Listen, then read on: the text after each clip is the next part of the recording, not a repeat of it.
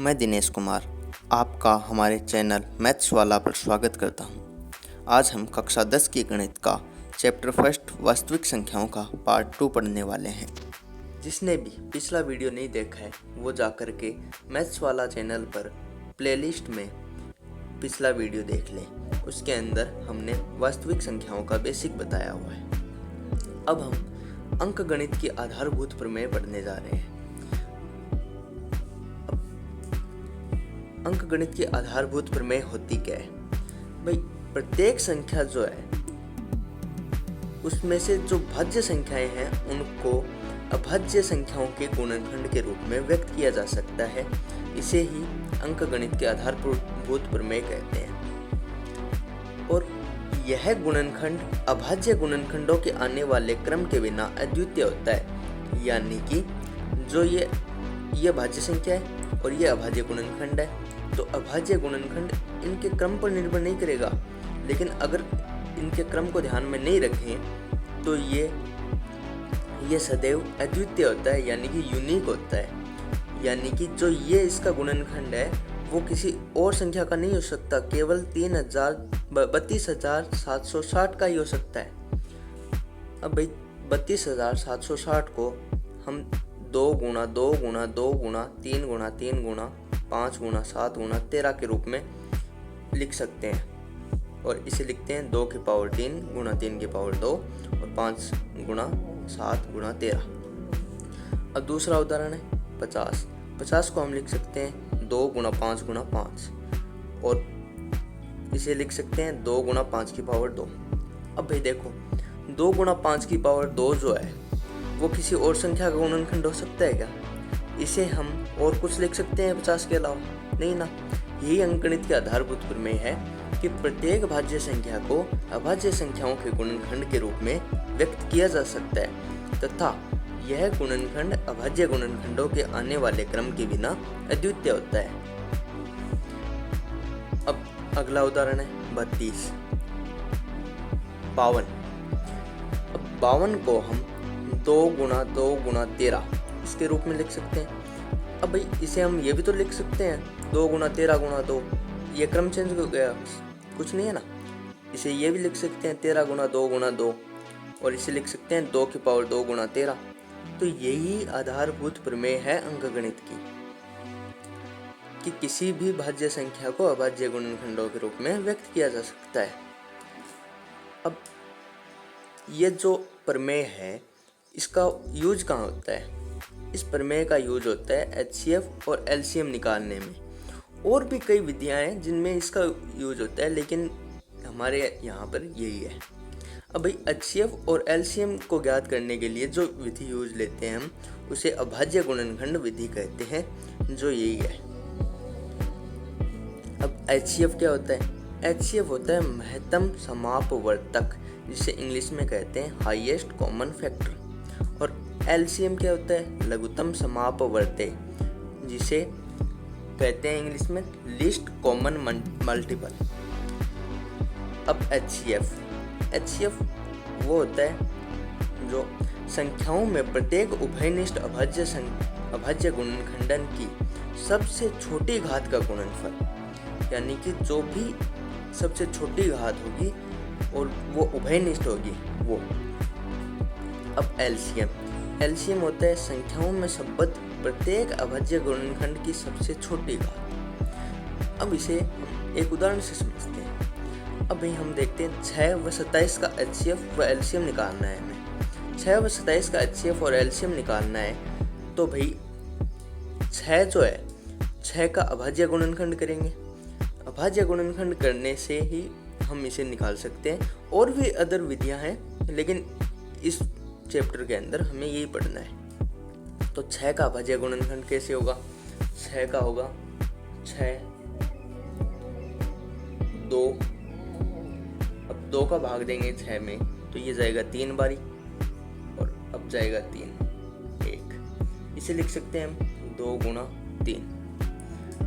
अब हम देखते हैं ये 27 का। अब हमें निकालना है 27 का।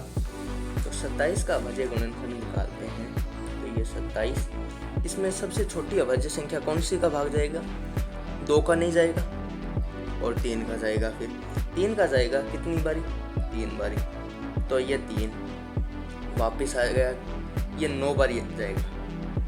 और इसमें वापस हम 3 का भाग देंगे तो ये 3 बारी वापस जाएगा, और ये होगा 3 का भाग वापस जाएगा और ये 1 आ जाएगा। इसे लिख सकते हैं 3 गुणा 3 गुणा 3, है ना। यही हमने यहाँ पे लिखा है। तो भाई 6 को ये लिख दिया 2 की पावर 1 गुणा 3 की पावर 1, ये भी तो लिख सकते हैं ना 2 गुणा 3 को। और 27 होगा 2 की पावर 0 गुणा 3 की पावर 3। 2 की पावर 0 हमने इसलिए लिखा है क्योंकि इसमें 2 है, तो फिर हम 2 की पावर 0 लगते हैं, तो 2 की पावर 0 हमेशा 1 होता है और 1 से गुणा करने पर कोई फ़र्क नहीं पड़ता है, इसलिए हमने लिख दिया। और इसे हम 3 की पावर 3 भी लिख सकते हैं। तो भाई HCF क्या होता है, उभयनिष्ठ अभाज्य गुणनखंड की सबसे छोटी घात। अब भाई उभयनिष्ठ कौन सा है इसमें, उभयनिष्ठ तो ये है भाई, एक तो 2 की पावर 2 है और एक 3 है, दोनों में उभयनिष्ठ है। लेकिन इसके अंदर 2 की पावर 1 है, तो सबसे छोटी कौन सी है, 2 की पावर 0, और ये हो गया 2 की पावर 0 गुणा, अब ये इसके अंदर 3 है तो 3 की पावर 1 सबसे छोटी है, तो ये हो गया। अब भाई 2 की पावर 0 1 होता है, तो इसके लिखने का कोई मतलब नहीं है, और 3 की पावर 1 हो गया, 3 की पावर 1 बराबर 3, यानी कि HCF आ गया 3। अब LCM क्या होता है, प्रत्येक अभाज्य गुणनखंड की सबसे बड़ी घात, यानी कि जितने भी अभाज्य गुणनखंड हमारे पास आते हैं, जितने भी संख्याएं आती हैं, उनकी सबसे बड़ी घात, यानी कि इसके अंदर 2 आया 3 आया, 2 और 3 है ना, तो इसके अंदर 2 और 3 की जो भी बड़ी घातें होंगी उनका गुणनफल होगा। यानी कि इसके अंदर सबसे बड़ी घात 2 की 1 है, तो ये 2 की पावर 1 गुणा 3 की पावर 3, क्योंकि इसके अंदर 3 की पावर 3 है सबसे बड़ी, तो ये हो जाएगा 2 गुणा 3 की पावर 3, और ये आ जाएगा 54। अब भाई इसके अंदर एक इम्पोर्टेंट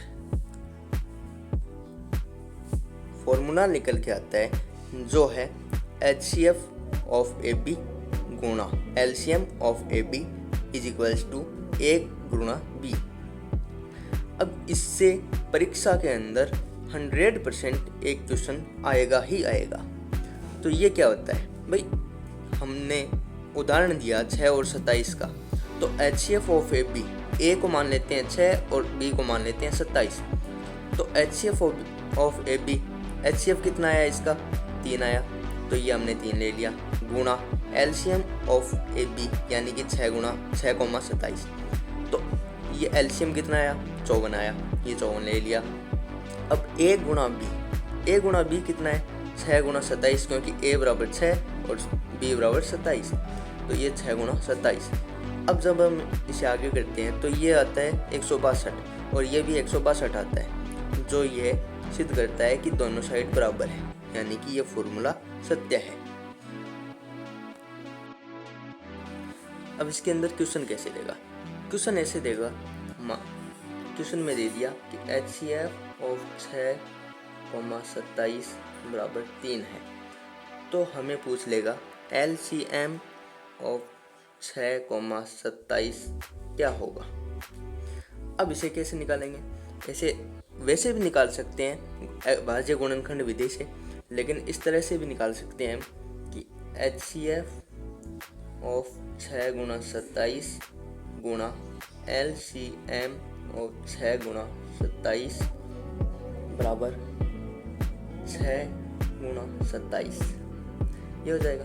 अब ये हमें पता नहीं है, तो ये इससे ही लिख देते हैं, ये हमें पता है, ये पता है, ये पता है, तो ये हो जाएगा 3 गुणा LCM ऑफ 6 गुणा 27, 6,27 बराबर 6 गुणा 27 कितना होगा, 162। अब 3 का भाग दे देंगे 162 के अंदर, तो ये LCM ऑफ 6,27 आ जाएगा 54। ऐसे क्वेश्चन आएगा। ये क्वेश्चन परीक्षा के अंदर 100% है, ये नहीं, ये इसमें संख्याएं चेंज कर सकता है, थोड़ा बहुत तरीका चेंज कर सकता है, लेकिन कॉन्सेप्ट यही लगेगा। Please like, share and subscribe to our channel for more videos.